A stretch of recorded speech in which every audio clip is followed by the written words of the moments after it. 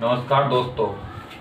देखिए, पिछले वीडियो में जो हम बात कर रहे थे वो बात कर रहे थे मिश्रण विलयन के घटक क्या होते हैं, उसमें पढ़ा हमने।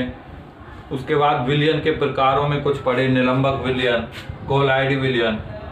और आज के इस वीडियो में हम बात करेंगे कि मिश्रण को किस किस तरह से, किन किन विधियों से मिश्रण को पृथक किया जा सकता है।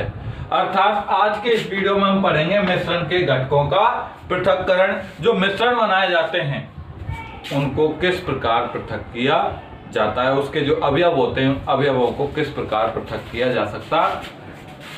तो देखिए, जो विषमांगी मिश्रण होते हैं उन विषमांगी मिश्रणों को जब पृथक करना होता है तो विषमांगी मिश्रण को पृथक करने के लिए हम किसी भौतिक विधि, छानन विधि या अन्य किसी छानकर, चुनकर, बीनकर ऐसी भौतिक विधियों से भी अलग कर सकते हैं।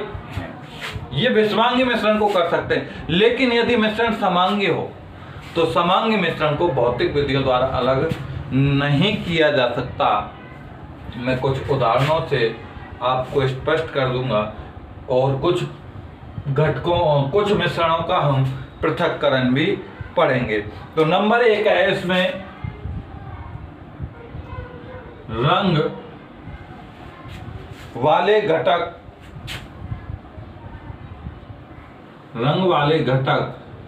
जिसको हम डाई बोलते हैं,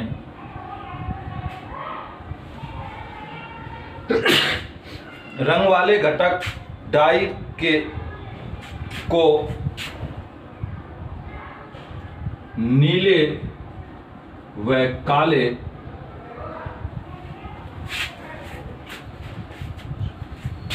रंग को पृथक करना। जो रंग होता है, रंग वाला घटक अर्थात डाई जो होती है, उस डाई से नीले व काले रंग को किस प्रकार पृथक किया जा सकता है। देखिए बेटा, या ये कहा जा सकता है स्याही जो होती है, स्याही के घटकों को किस प्रकार पृथक किया जा सकता है। तो इसको पृथक करने की मैं एक शॉर्ट मैं बता दूं आपको। इसको पृथक करने के लिए वाष्पीकरण विधि का उपयोग किया जाता है। किस विधि का उपयोग किया जाता है?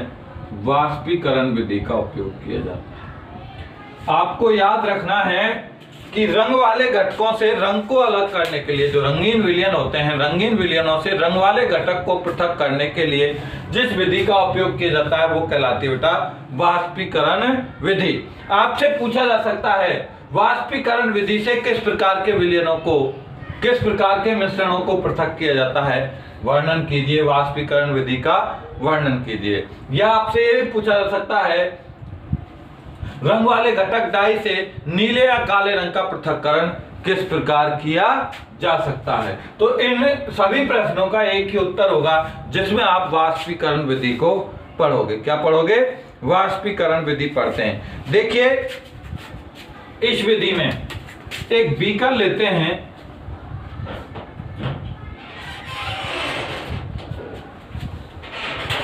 एक बीकर में कुछ मात्रा में जल भर देते हैं।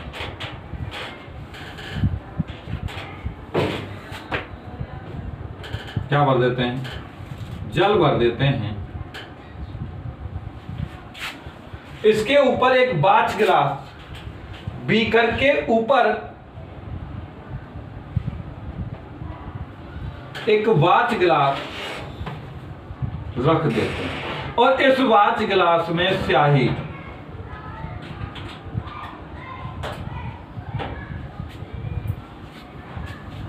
वाच गिलास,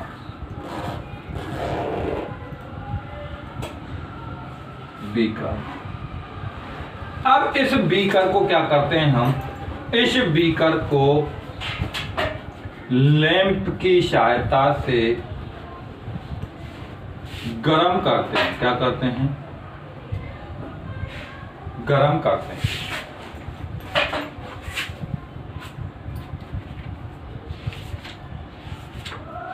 लैंप की सहायता से इस बीकर को गर्म करते हैं। बीकर को जब गर्म करते हैं तो स्वाभाविक सी बात है, जल का वाष्पीकरण होता है। जल का वाष्पीकरण होने से स्याही भी वाष्पित होती है।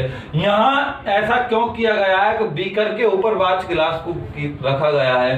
क्योंकि स्याही को हम प्रत्यक्ष रूप से वाष्पित नहीं करते हैं, प्रत्यक्ष रूप से गर्म नहीं करते हैं। तो देखा जाता है कि इससे वाष्पीकृत होकर नीला और काला रंग अलग, नीले या काले रंग जो रंग वाले घटक है उससे पृथक हो जाते हैं। तो इस प्रकार के मिश्रण रंग वाले घटकों को पृथक करने के लिए, रंग वाले मिश्रण से रंगों को पृथक करने के लिए वाष्पीकरण विधि का उपयोग किया जाता है। किसका उपयोग किया जाता है बेटा? वाष्पीकरण विधि का उपयोग किया जाता है। ठीक, देखिए अब देखिए दूसरी जो विधि है वो है जिसको हम कहते हैं अपकेंद्रण विधि। अपकेंद्रण विधि, पहली विधि पढ़ी थी हमने वाष्पीकरण विधि, पहली विधि पढ़ी थी हमने वाष्पीकरण विधि, और दूसरी विधि है बेटा अपकेंद्रण विधि। अपकेंद्रण विधि से दूध से क्रीम को पृथक किया जाता है। दूध से क्रीम को पृथक किया जाता है। अपकेंद्रण विधि जो है वो दूध से क्रीम को पृथक करने की विधि है। बेटा दूध से क्रीम को जब अलग किया जाता है तो उसको तेजी से घुमाया जाता है, तेजी से घुमाया जाता है, और जिस तेजी से जब घुमाते हैं तो बेटा जब वो घूमता है तो दो बल कार्यरत होते हैं, अपकेंद्रीय बल, एक अभिकेंद्रीय बल और एक अपकेंद्रण बल। अभिकेंद्रीय बल केंद्र की ओर लगता है और अपकेंद्रण बल बाहर की ओर लगता है। तो इस अपकेंद्रण बल के कारण, इस अपकेंद्रण बल के कारण बाहरी जो कण होते हैं, मिश्रण के भारी कण नीचे बैठ जाते हैं, नीचे बैठ जाते हैं, और हल्के कण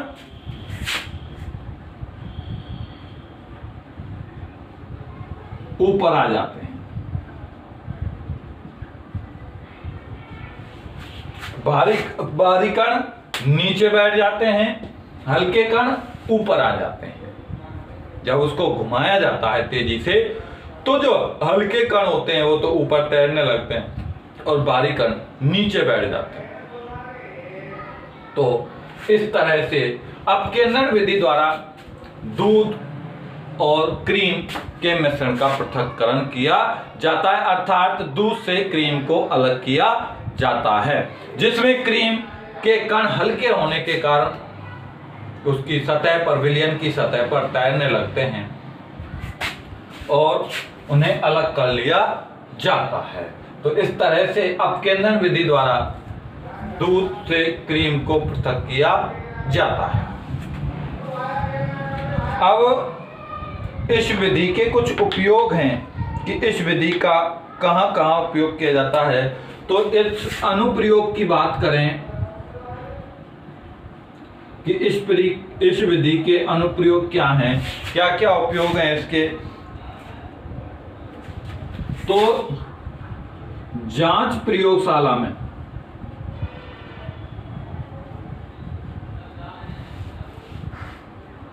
रक्त व मूत्र के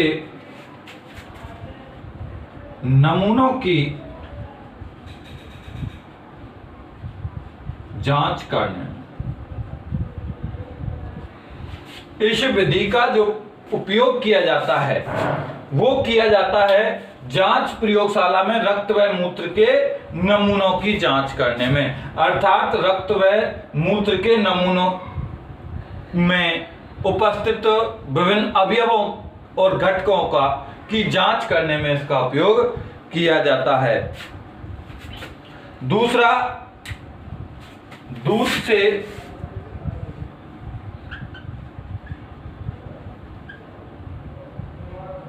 क्रीम के पृथक्करण में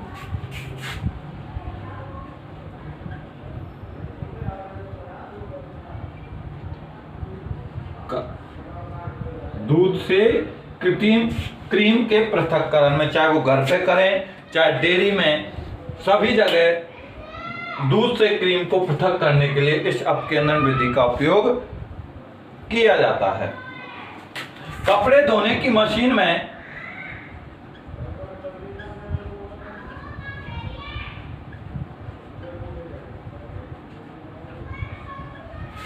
कपड़ों को सुखाने में, कपड़ों को निचोड़ने में,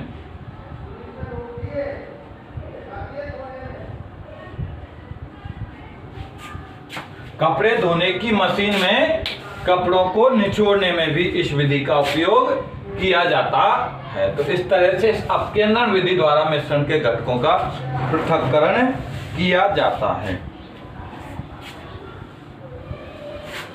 अगली विधि आती है बेटा ऊर्ध्वपातन विधि।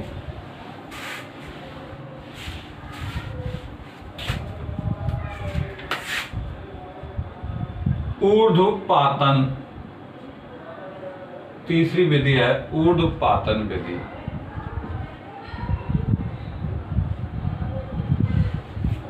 इस विधि द्वारा ऐसे पदार्थों का पृथक्करण किया जाता है जो सीधे ही ठोस अवस्था से गैस अवस्था में और गैस को ठंडा किया जाए तो ठोस अवस्था में परिवर्तित होते हैं।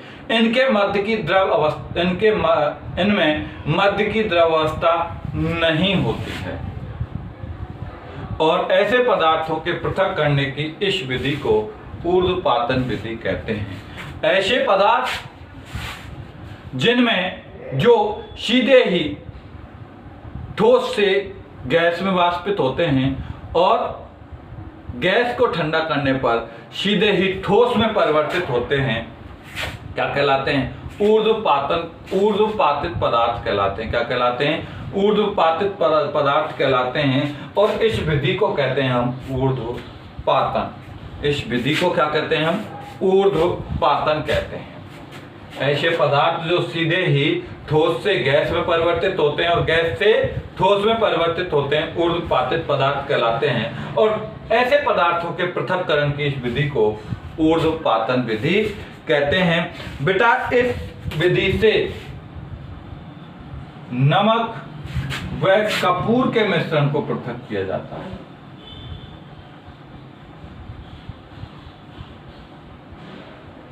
नमक और कपूर का जो मिश्रण होता है, कपूर एक ऊर्ध्वपातित पदार्थ है।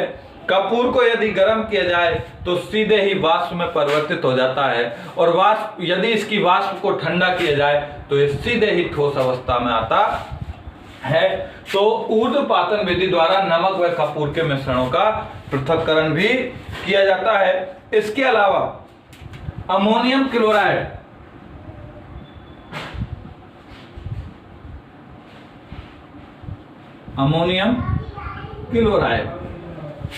और नेफ्थलीन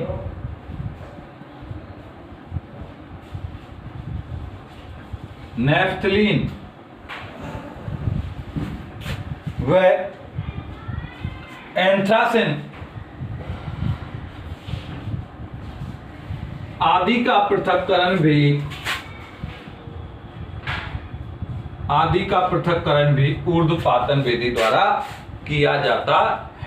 आदि पदार्थों का अमोनियम क्लोराइड, नेफ्थलीन, एंथ्रासिन आदि का जो पृथक्करण किया जाता है वो किया जाता है बेटा ऊर्ध्वपातन विधि द्वारा। ऊर्ध्वपातन विधि क्या है? इस विधि में सीधे ही पदार्थ ठोस से गैस में परिवर्तित होता है। गर्म किया जाता है, पदार्थ को गर्म करने पर सीधे ठोस से गैस में परिवर्तित होता है, गैस से ठोस में परिवर्तित होता है। इसमें मध्य की द्रवावस्था नहीं होती है। इस विधि को कहते हैं हम ऊर्ध्वपातन विधि। नमक और कपूर के मिश्रण को इस विधि द्वारा पृथक किया जाता है। अब देखिए, यदि दो अघुलनशील द्रव हों, दो अघुलनशील द्रव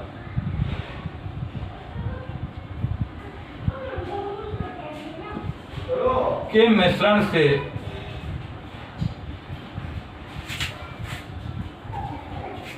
घटकों का पृथक्करण।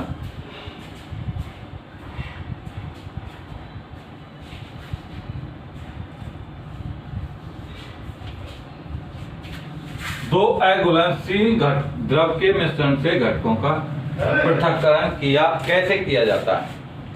देखिए, मान लीजिए दो अघुलनशील अर्थात जो आपस में नहीं घुलते हैं, ऐसे दो द्रवों को कैसे पृथक किया जा सकता है, उनको किस प्रकार अलग अलग किया जा सकता है। सपोज करिए, मैं उदाहरण दूं आपको, जल व केरोसिन का विलयन बना दिया जाए, तो जल व केरोसिन के विलयन को किस प्रकार पृथक किया जा सकता है।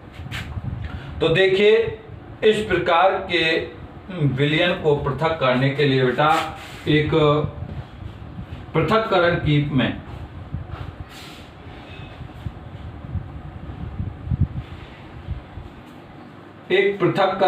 में इन विलयनों को डाला जाता है। इस कीप में नीचे एक टोंटी लगी होती है,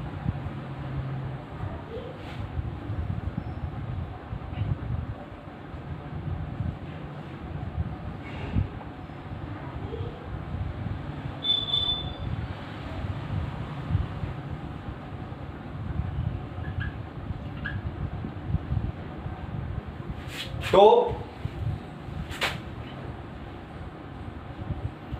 देखिए,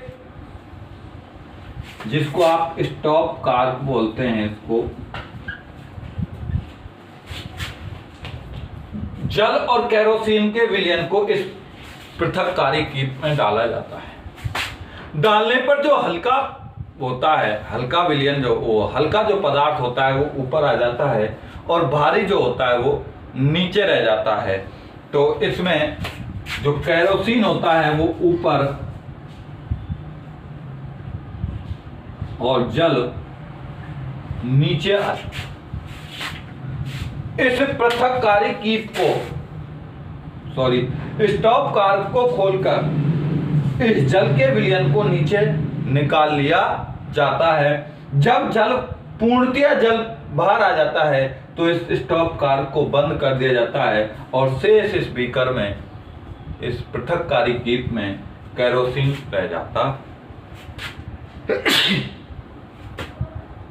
तो इस प्रकार जल और केरोसिन के विलयन को पृथक किया जाता है। एक पृथककारी कीप में दोनों विलयनों को भर दिया जाता है। जो हल्का पदार्थ होता है वो ऊपर तैरने लगता है और भारी पदार्थ नीचे बैठ जाता है। तो इसमें जल और केरोसिन के विलयन में जल भारी होने के कारण नीचे रहता है और केरोसिन ऊपर जल की सतह पर तैरने लगता है। फिर स्टॉप कार्क को चालू करके जल को बाहर कर लिया जाता है और शेष पृथककारी कीप में केरोसिन शेष रह जाता है। इस तरह से दो अघुलनशील द्रवों के मिश्रण का पृथक्करण किया जाता है। इसका उपयोग बेटा जल व तेल के मिश्रण को पृथक करने में किया जाता है।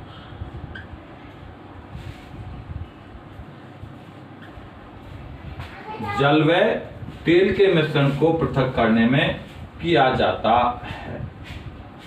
इसका जो उपयोग किया जाता है वो जल व तेल के मिश्रण को पृथक करने में किया जाता है। नंबर 2, धातुओं के शोधन में भी इसका उपयोग किया जाता है। धातुओं के शोधन में भी इसका उपयोग किया जाता है। धातुओं का जब पृथक्करण किया जाता है तब भी इस विधि का उपयोग किया जाता है।